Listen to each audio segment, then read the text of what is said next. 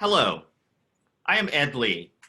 I serve as the Senior Director of the Alvin W. Barkley Forum for Debate, Deliberation, and Dialogue here at Emory University. In 1837, Emory College in Oxford, Georgia, placed the competition of ideas at the center of the student experience with the creation of the Phi Gamma Literary and Debate Society.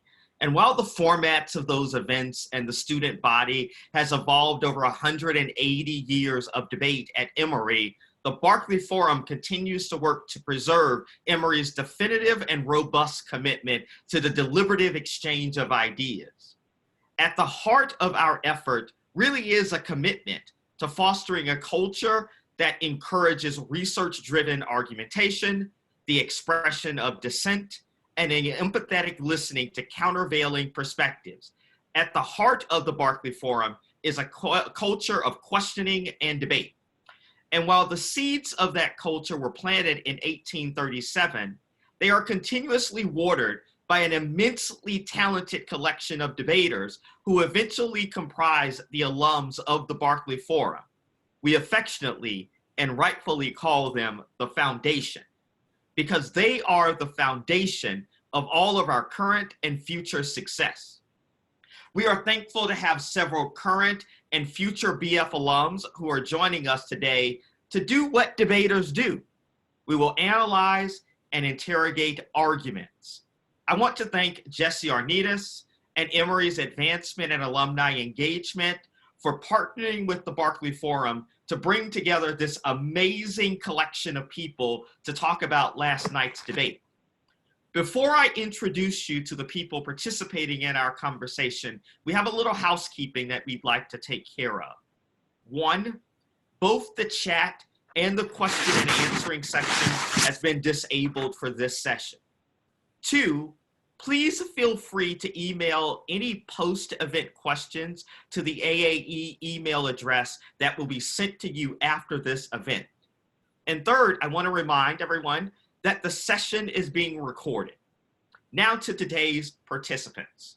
First is Stephen Bailey, who is the founder and CEO of Exec Online, the premier B2B provider of certified online leadership development experiences. Dr. Greg Huber, a professor and department chair of political science at Yale University. Anna Nikolic Paul, a litigation associate of law firm at Kellogg, Hanson, Todd, Fagel, and Frederick. Ronald Poole, who is currently a sophomore at Emory majoring in comparative literature and African American studies. And finally, Melissa Wires, an executive director of Every Action and works with progressive nonprofits to build and use technology so that they can succeed in changing the world and meeting their mission. Last night was an interesting conversation that was had. And I'd like to start at a place of something that we haven't seen before. Vice President Joe Biden identified a sitting president as a clown, a racist, a liar, and the worst president in history. Some people found that a little jarring because of the tradition in American public address that indicates that we should respect the office of the presidency, even if we loathe the person sitting at the resolute desk. And when I looked around, I actually couldn't find a lot of criticism of Joe Biden beyond the more conservative news sources. So I'm curious, why do you think that there was a lack of criticism of Joe Biden's identification of Donald Trump as a clown? Well, I'll kick it off, Ed. I think what's really interesting, and I think you saw it play out in this debate, is that Americans, and I think just the political establishment as well, are trying to figure out how to contextualize someone like Donald Trump, right? And he's someone who's changed the political dialogue in this country, changed what you expect from a president in terms of behavior and approach. And so if you're Joe Biden going into the debate, and if you're people listening to the debate, the question is, how do you balance appearing presidential while also appearing to be strong and able to stand up for yourself and respond to ad hominem attacks in kind? And so a lot of what I saw last night, and I think a lot of what people were sort of thinking about as they watched the debate, is that delicate balance. Is Joe Biden both convincing me that he can be presidential and kind of rise above the fray at a time when the nation really needs it, but at the same time, can he also show toughness and strength, right? And sort of stand up to the, sort of proverbial bully, so to speak. And obviously people would draw their own opinions about how that sort of shook out, but I think that's why there was probably more willingness for people to accept, kind of some of those ad hominem attacks as a way to sort of strike that balance, but also we're looking for him not to go too far. I guess I'm also happy to chime in and add that there's decorum until you lose it. And at the point in time at which that series of remarks flowed, you have an advantage as the incumbent president in that you can bring the office to bear and speak from a position of authority and legitimacy that is associated with the office. But by that point in the debate, it was hard to hear much of what was being said. And there had been enough mudslinging that it seems to me that the honorifics had been all but abandoned.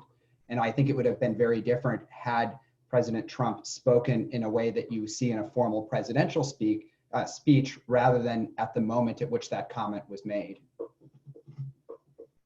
Yeah, it wasn't a tone of decorum or what we have traditionally seen. And that was set from the very beginning when you could hear what they might be saying. And I think at that point, it's very hard to bring it back. And, it went where it went. Yeah, a lot of norms got thrown out of the window during the debate last night. And I think we could clearly point fingers at who started it and who did what. But I think at the end of the day, Joe's comments or Vice President Biden's comments, were certainly slinging some mud back and in a vacuum might seem sort of inappropriate or out of line, but keeping in context to where that debate had gone by the point those comments were made, I think is why you maybe aren't seeing so much press reaction to Joe Biden's specific words and comments rather than a lot of reaction to the debate as a whole having sort of lost its pace. Wondering about the role of gender in this, that it was difficult for me not to think back 4 years ago and some of the ways in which we talked about Secretary Hillary Clinton. Let's say that it was Hillary Clinton or Kamala Harris or Susan Collins who called a sitting president a clown, a racist, a liar, the worst president in US history. Do you think that our conversation is different today around that component of the debate? Sure. It was white men talking to white men as they do. They are considered equals, and it's easier to put that out there. I think with all women candidates and most women, it's much more, you've got to be all things. You got to balance your tone. You got to be smart and sharp, but at the same time, not shrill or annoying in any way. And I think also it was interesting to me, the tactics that Trump used a bit, the whole hovering behind Hillary and all of that. It was just personally for me so offensive, and it was interesting when it's another man, he doesn't approach it that way. But that's his style. I think most people in the audience have probably seen the Hillary Clinton tweet from last night where, someone commented that certainly Hillary would have loved to have said, "Shut up" to President Trump during the debates and did not. And she, I think, replied back, "You have no idea." And I think that, part of the gender imbalance might have been the fact that someone in Secretary Clinton's position would have never felt comfortable enough to say something like "shut up" to President or then candidate Trump, knowing that the media reaction and Trump's reaction to that would be hysterical woman who's emotional and, not fit for office. And so I think that, I question whether a woman in that position would have said something like that, not because it wouldn't have been appropriate, but because, sort of natural inclination might be to resist putting yourself in the crosshairs of making comments like that. Yeah, I would certainly just second that. And I would say that, I think it cuts across both gender and race lines. I think, it's really a question of unconscious bias and as it relates to different aspects of identity. And I think you see it play out in different contexts. So in my world, we work with large corporations providing, kind of leadership development training. And when you think about what individuals expect from a leader, whether it be in the political context or the corporate context, you start to get into some of those biases and, how people are expected to behave in a room based on their identity. And certainly Hillary Clinton battled that at every stage of her presidential campaign.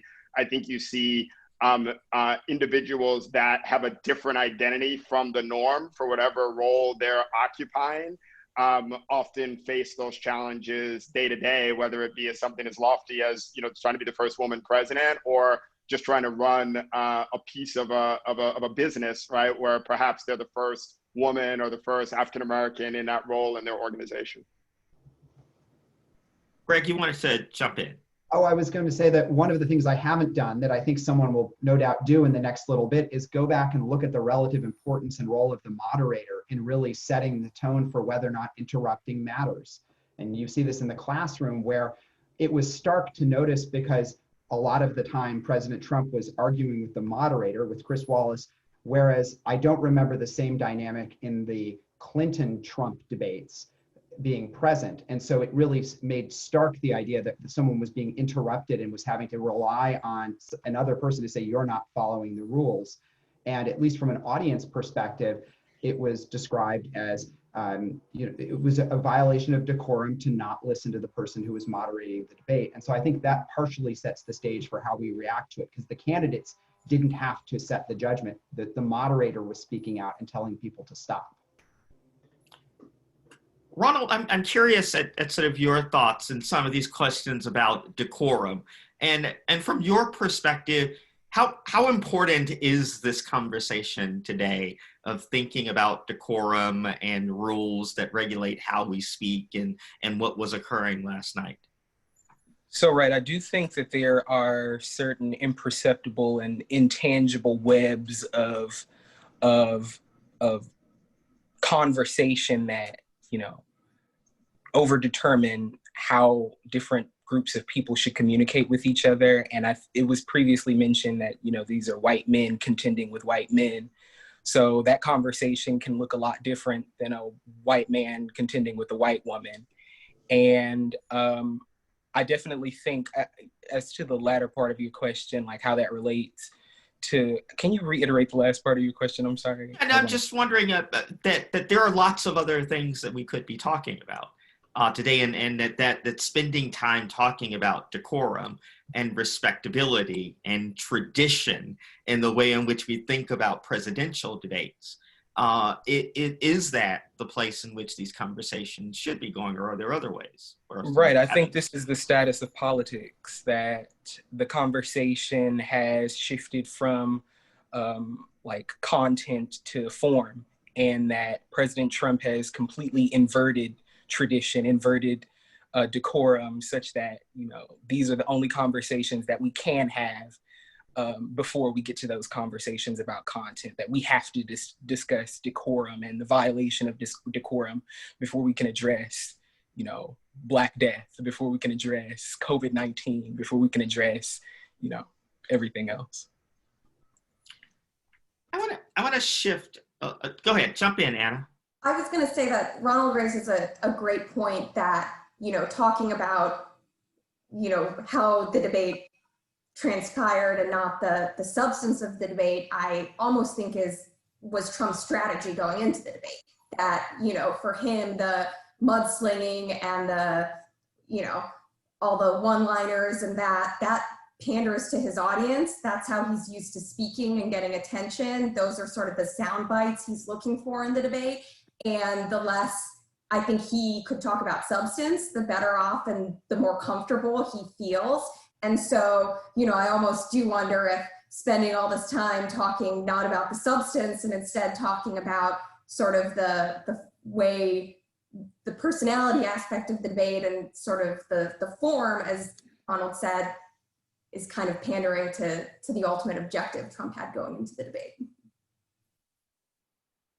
Yeah, that was absolutely the direction that I was interested in this conversation heading. That it does seem that a lot of people have depicted that what President Trump's primary strategy is one of chaos and distraction. And in a competitive debate frame that we are all familiar with, we know those teams who refuse to answer questions in cross-examination or refuse to clarify what the AF did until the last rebuttal of a speech. And we managed to sort of deal with that through to the gaminess of debate, of competitive academic debate. But it feels a little different when talking about a presidential debate. And I don't know if it's because the stakes are higher or what it is, but are you, and Anna has started to answer this question, but like, are you bothered by the gaminess that it seems of the way in which he was engaged in the process of debate? Well, I would just sort of ask, oh, go ahead, Melissa. Totally bothered. I mean, you know, at the core of our democracy are norms and discussion. And I think we would like to think that we're talking about issues and things that are important, especially people's lives and everything else that is going on. And he just, you know, he just refuses to do that. He's working on ratings, he's working on chaos, he's working on all of that. And no one seems to control him. I mean, you know, the moderator tried, but didn't succeed much. And I mean, Joe Biden didn't really do it either. You know, he tried in his way, but personally, I didn't think he came off great because, you know, he didn't get his message out there very much, and he didn't. You know, to me, one of the things that was interesting is, at least as I remember, most presidential debates, the key audience for that are undecided voters. I felt like there was nothing last night for much of anybody, but particularly not for undecided.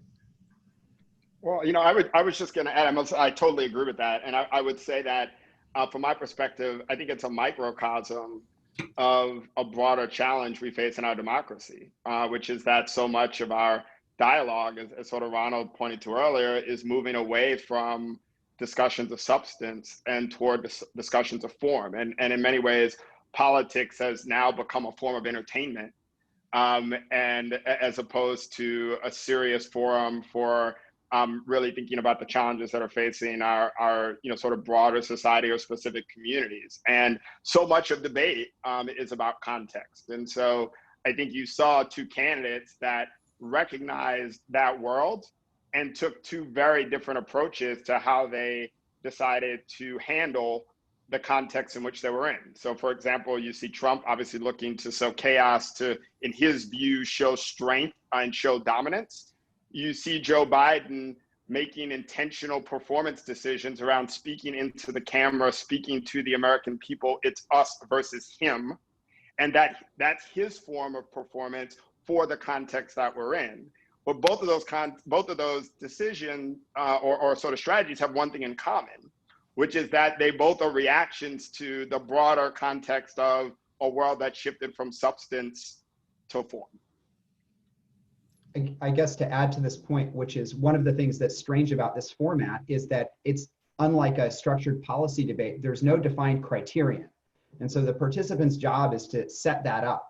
And traditionally, we think of debates as producing sound bites, zingers, and perhaps some substance of policy, but they've often been it's not actually people watching the debate, it's people watching reactions to the debate and reading about the debate that carry the weight of the evidence over the longer period of time. In this case, as much as I think people were concerned that they'd seen, you know, a train wreck and a destruction of norms about civil discourse, it does seem like the overall public reaction is that this isn't an appropriate way to have a debate. And that if people are interrupting constantly such that no one can finish a sentence, it's not serving any purpose. And so I think that partially we set the norms, how people like us and how people who are just general members of the citizenry react to the performance aspect of it. And it seems like, at least in some of the early polling data, that many people said, whatever I think of the substance, I had this reaction to the presentation as not the norm that I'd like to establish. But I do think that what was the criterion the candidates were trying to set is a very important question, for which in one case at least, I'm not clear as to what I thought that was, what the goal was. And Greg, which case was that? I thought that I was unclear as to whether or not Trump was trying to upset Joe Biden, that is to get him off his game, or in fact trying to demonstrate enthusiasm for people who support him, or was trying instead to muddy the policy waters. And all three of those things were going on to some degree or another, but it certainly seemed that in terms of upsetting Vice President Biden, it was ineffective. He largely seemed to be annoyed, but didn't react. And there was no moment when you thought he lost control. I'm interested in, there's a Melissa started a conversation, that a piece of this where she said that she thought that Joe Biden didn't get his message across. And I'm curious of the relationship between that and where Greg left us off at, in that Joe Biden didn't come across as if he was distracted. So are you in agreement with Melissa's assessment that did Joe Biden achieve his particular goals from a communicative act? And if not, what impeded that? What do we think was happening with him? So I'll go ahead and start this conversation off. I absolutely agree with what Melissa said. I think that when we consider those super climacteric performative gestures that Stephen was talking about when Biden turns to the camera and is talking directly to the public, all of the significance of that is lost in the performance of it, in the lack of civility between Biden and Trump, because always already in my mind is Trump's response to this, that Trump is just gonna yell at him, which is what he did, or is gonna redirect the conversation to one where he feels he has the upper hand. So I don't think that Biden actually got through in the way that I think he did. When he looks directly at the camera and says, I'm talking to you, I'm talking to the American people. I think all of that was lost in the moment.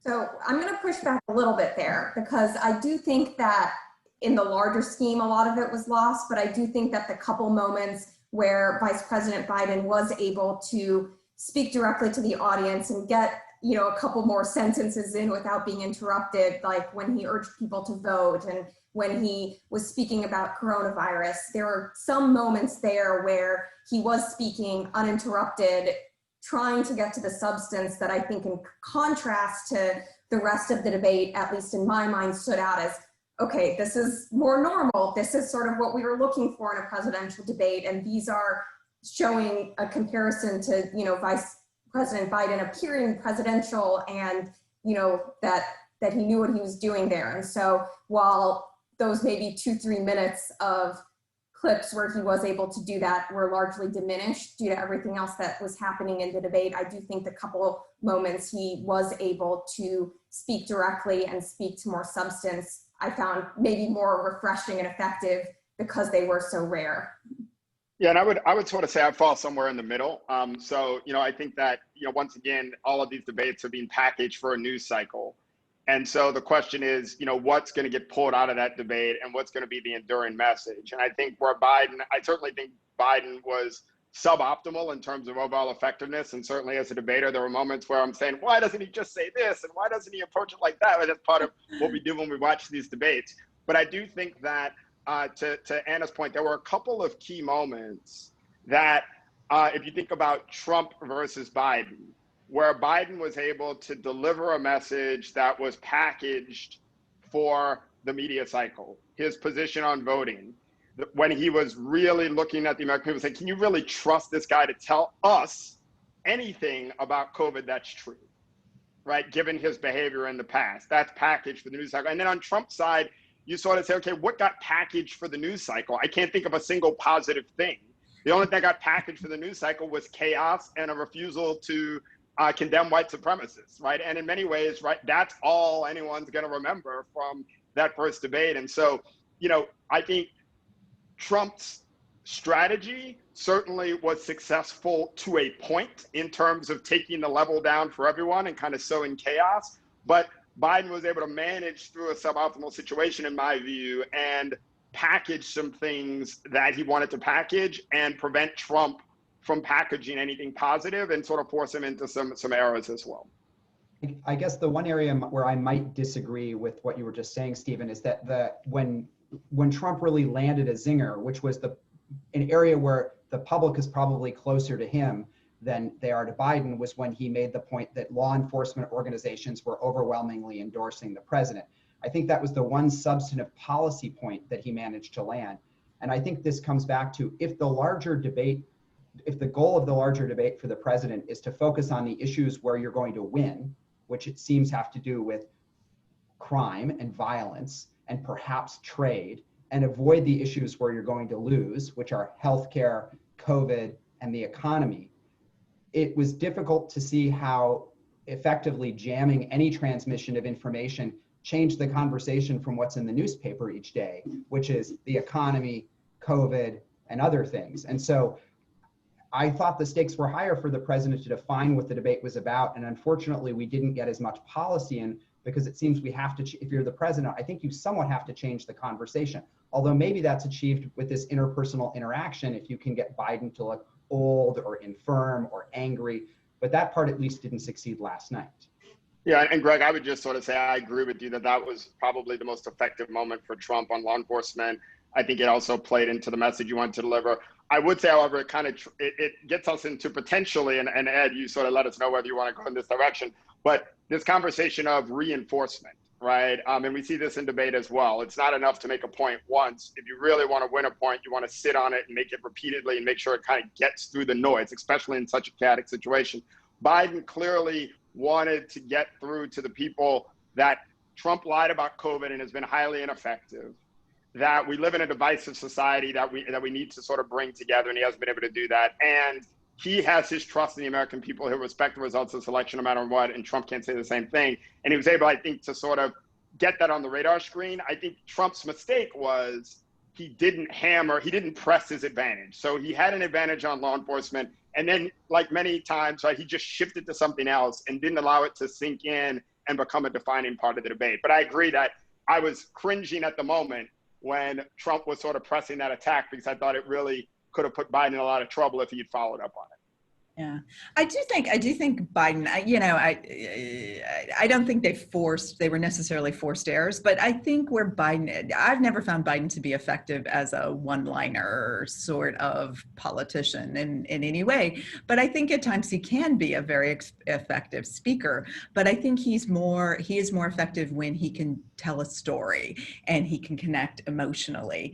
And for one thing, the temperature in that room was just way, way too high to have one single moment where anybody in the audience could really absorb, anything that wasn't just hot. And, he tried, he turned to the camera. Clearly he had prepped for this.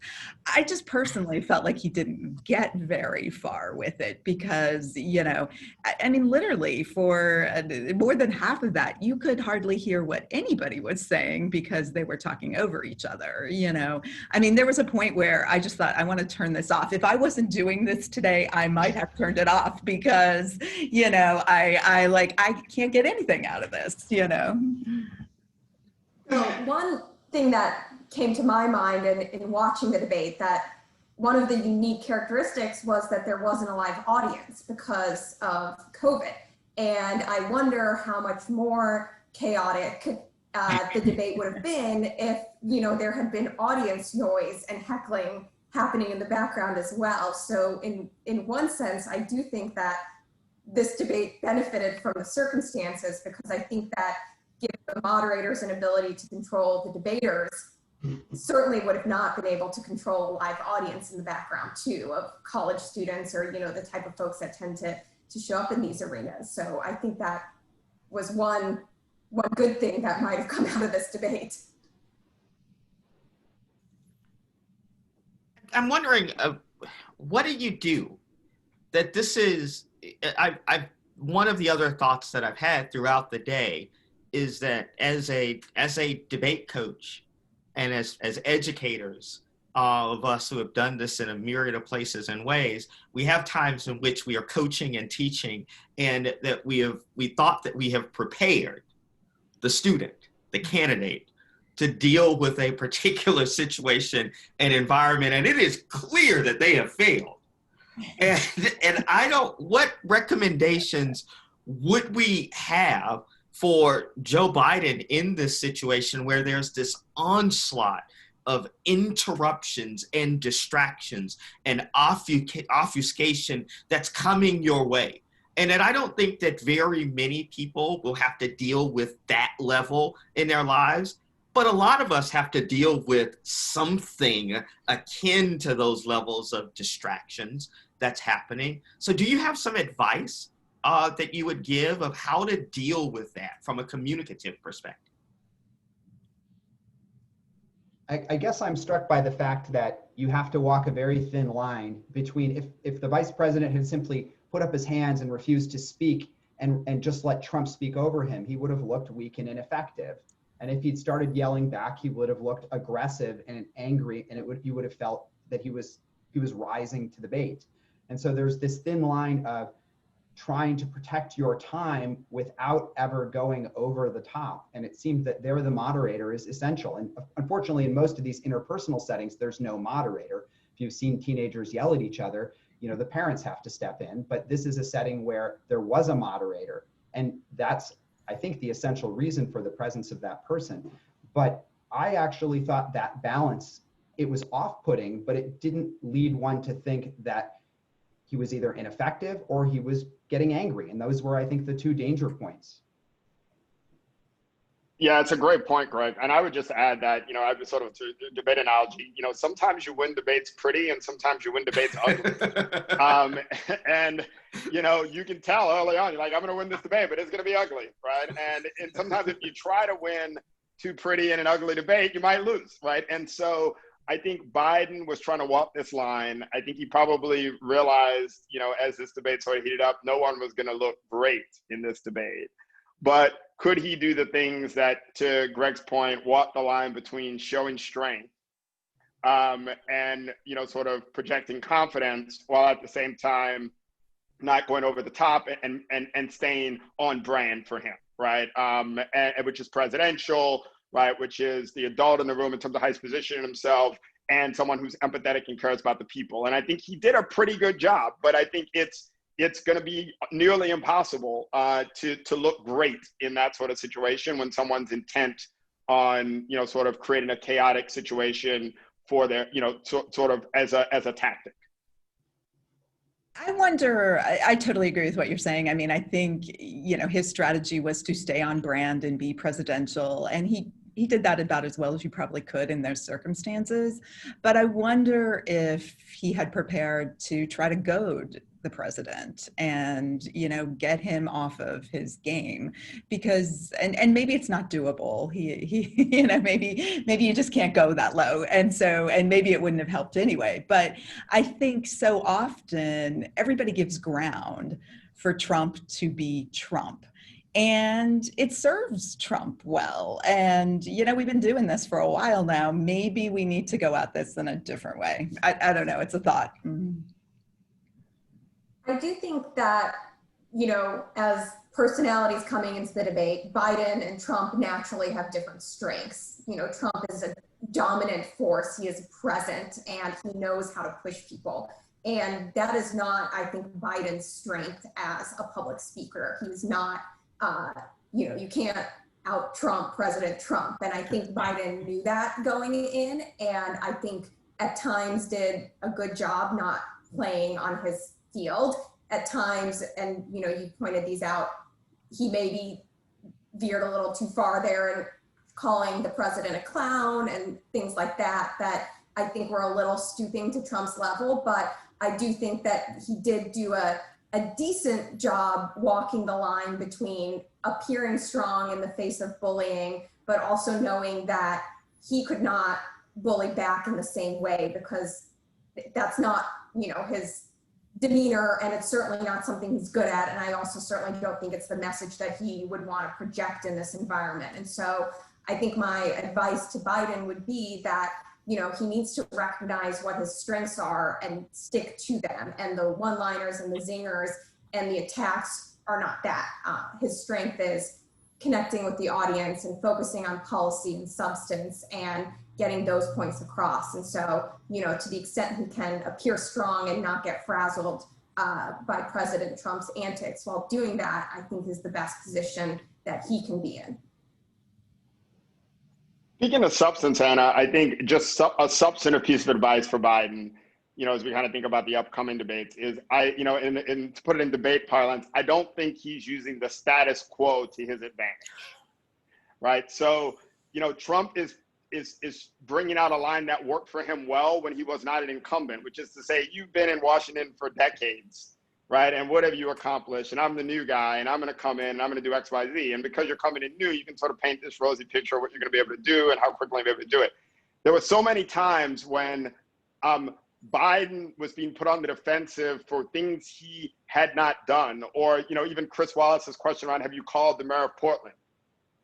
This is a presidential election, and this guy is the president, and all the things we're talking about right now are happening because on his watch, right? And so his excuses about the mayor of Portland this and the mayor of New York that, this isn't an election for the mayor of Portland or New York. This is an election for the president of the United States. And so what about Trump is going to make this better if you reelect him, right? And so, I feel like that's an interesting theme, right? Because it felt like if he was able to communicate that message more cleanly, to Anna's point, he could have demonstrated substance and put Trump more on the defensive. And I think you're exactly right. And I think the other example where I really saw that come through was when they were talking about healthcare, and Trump was saying he's just about to have a plan. Well, what have you been doing for the last, almost 4 years? Why don't you have one yet? What's wrong with you? And I think, I don't know, it might have worked, but I think more pushing back that way might have served, it may not have made a difference, but it might have served Biden a little better. Harry Truman had on his desk, "The buck stops here." Alvin W. Barkley happened to be the vice president under Harry Truman. Our little people who are looking for a little trivia out there. It seems to me that there's a conversation to be had about the buck stopping at the president. And as Stephen identified, you are the president. In a world in which there is poor health care, in a world in which there's violence in the street, in the world in which there is a raging pandemic, you are the president. Status quo lives with you, my friend. And the inability for Joe Biden to articulate that argument seemed perplexing and quite odd to me.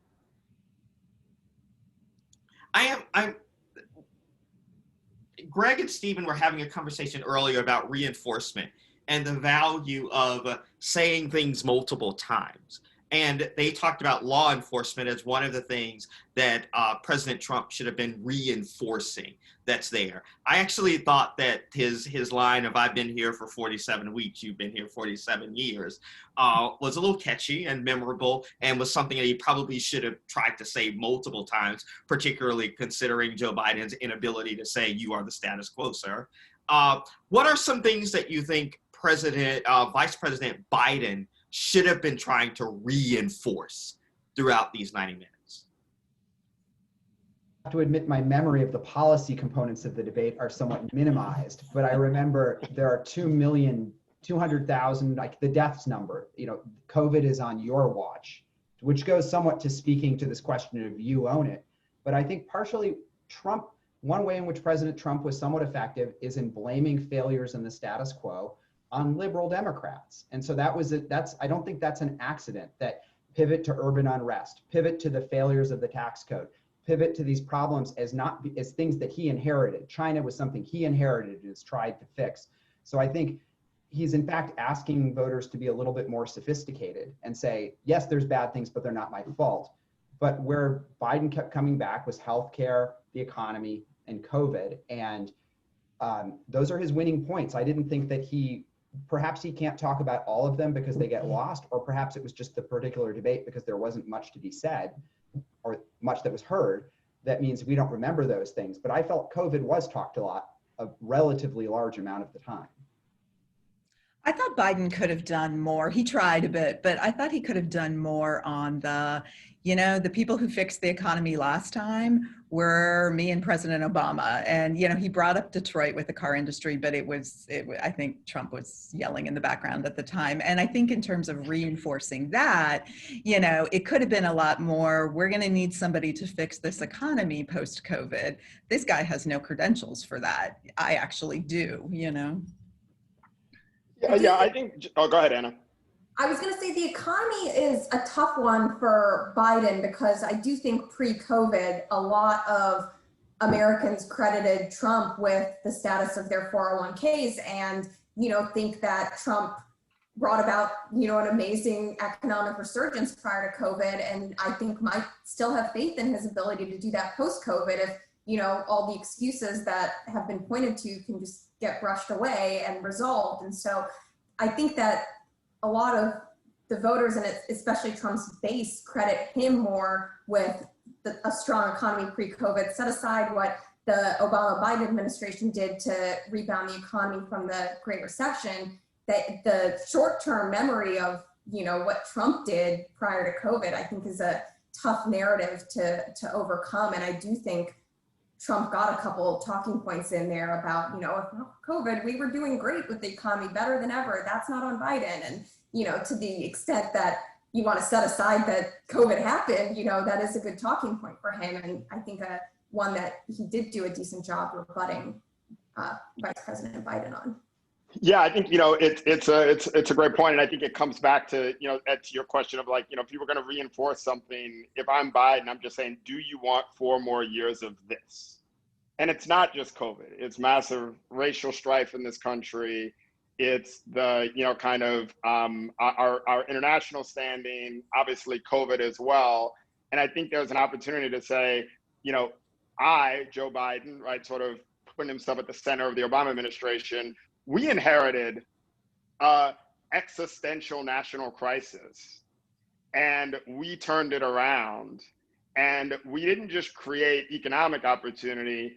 If you think back to what our civil discourse was like, if you think back to where we were as a country, was it perfect? No, but it was a lot better than it is right now.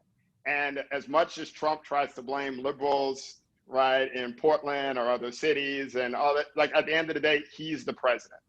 And if he can't figure out how to solve for what's happening in Portland and Seattle and New York and all these other cities right now, there's nothing that would suggest that in the next 4 years, he's going to figure it out. and just continue to draw that contrast, right? And it's just like, there's a reason why every piece of presidential historical data suggests that typically, if you're in a bad economy and things aren't going well in the country, you lose as the incumbent. And if things are going pretty well, you win as the incumbent, because that's the natural thing people go to in their minds.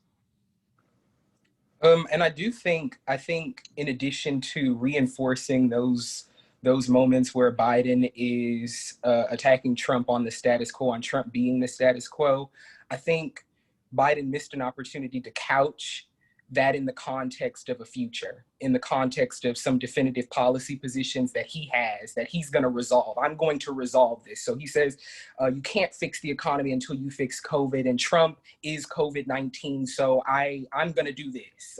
Or he says that Trump has walked away from the conversation about race, and Trump is, this racial strife. He's sustaining this racial strife by walking away, but I'm going to do this. And I think, we weren't going to get that out of Trump because, but I think Biden definitely missed out on an opportunity to contextualize the status quo in some futurity.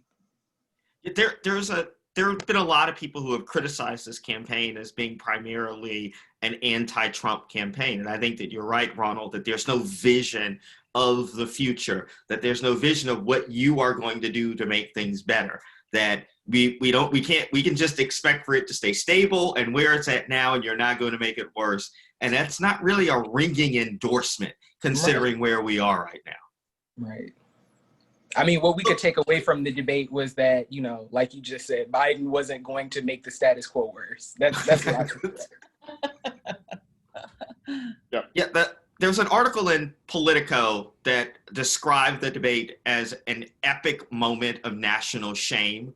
And there was a 538 contributor who argued that the performance of these two means that the standard debate process has outlived its usefulness, at least for a while. And so I'm curious, do you believe that this format of debate that we have of presidential debate, has it outlived its usefulness? I think it doesn't work in the primaries at all. I think we figured that out after 2 of these cycles. You know, it doesn't work when there are more than 4 people on the stage. It's like a Zoom call with 20 people. So I think that definitely in the primary, you know, when you have to have an under debate before the real debate and on the Republican side, it's been a disaster.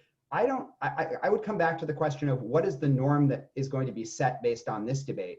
Is this going to be seen as not acceptable, and so we won't see another debate like this, or will we see this again? And I don't have an answer to that question because, you know, already they're going to talk about changing the rules. The other format is the town hall. I don't know if there's a taste to allow this to go on. Repeatedly, we wonder if you can put the genie back in the bottle after you break a norm, and I don't know the answer to that question. But it's not obvious to me that the standard policy debate format wouldn't work with a different set of candidates and a different set of rules. But I think it goes beyond on debate, and I think it is part of the problem of where we're at. I think it's this lack of ability and certainly a lack of respect for conversation, that I'm going to say something and you're going to listen to it, and then you're going to say something back and I'm going to listen to it. And, you know, some of this is social media, some of it is other things, but it's just, I'm going to put mine out there, and it doesn't even have to be true anymore. It's probably better if it's outrageous, and it's just going to sit there. And there's no, you know, there's no expectation that, you know, there's going to be a conversation in it. And I think that's what that debate was last night. But I think I think that debate was a reflection of, to some extent, where we are, less, you know, a leading indicator of, you know, change. I want to make a forceful case for the value of these debates. I agree with Greg completely. The primary debate, I mean, like, you got like 2 nights of debates, and like you got extra people on stage, and, you know, it just doesn't make any sense, right? So, but when you get down to kind of, you know, 2 people on stage or a handful of candidates, I think in many ways it's the last vestige of an opportunity to really force candidates into substance on a stage for 90 minutes where you can't hide behind you know, a packaged soundbite, and you have to confront questions in real time that at least give voters some opportunity to have a sense of what you really might think on an issue, or even where you refuse to engage on an issue. And there's not a lot of that available now. And is it perfect? No. Can it be improved? Absolutely. And in fact, I think we have a tendency to, like, sort of speak in hyperbole, especially through the media, right? It's like, let's put a headline, is debate dead, right? Or whatever it might be. But, you know, there are simple things we could do, like just turn off someone's microphone, for example, right? And then you wouldn't have this problem. So, you know, there's some tactical things that can be done that don't require you just to tear down the whole structure. I guess I absolutely agree. I 100% agree that this format can be redeemed. I just think that, you know, moderation looks differently in this new type of debate format, that, and I guess dialogue post this debate has to look differently too. But I mean, I do think that there is potential for it to be redeemed. And I guess one thing that's weird, and we have to remember this, is we've now lived through a presidential election where the candidates can speak directly to the audience without any intermediary. And the debate format, you know, if the most powerful role of the media was to not cover something, or to call someone out for saying something that they said outlandish, it was very hard for politicians to speak directly to voters unless they were in person. They had to earn free media time or pay for it on TV. We've now entered an era when the candidates can speak directly, particularly to people who already agree with them, through a variety of different means.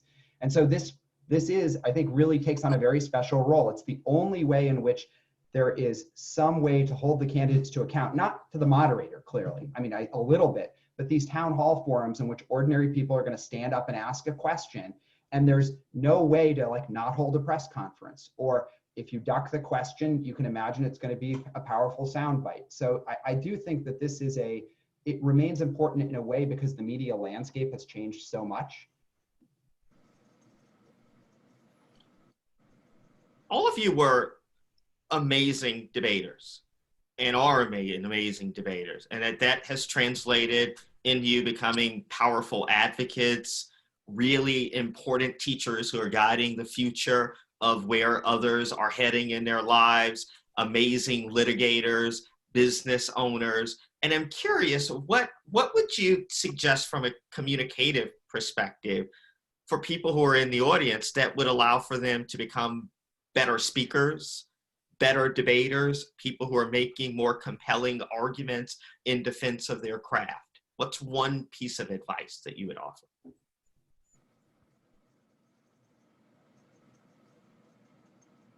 I'll venture a first guess, which is if you need people to make a decision, it's useful to tell them how they should make the decision. So define the criterion when you're in a situation in which there isn't a defined criterion, because the audience, no matter what you said, they need to understand the relationship between what you're saying and how the outcome should work out. And often people start by presenting arguments without actually saying what you're hoping to accomplish. And you have to tell the listener what you want them to do at the end, because it often isn't obvious. And simply defining a choice is often a powerful tool.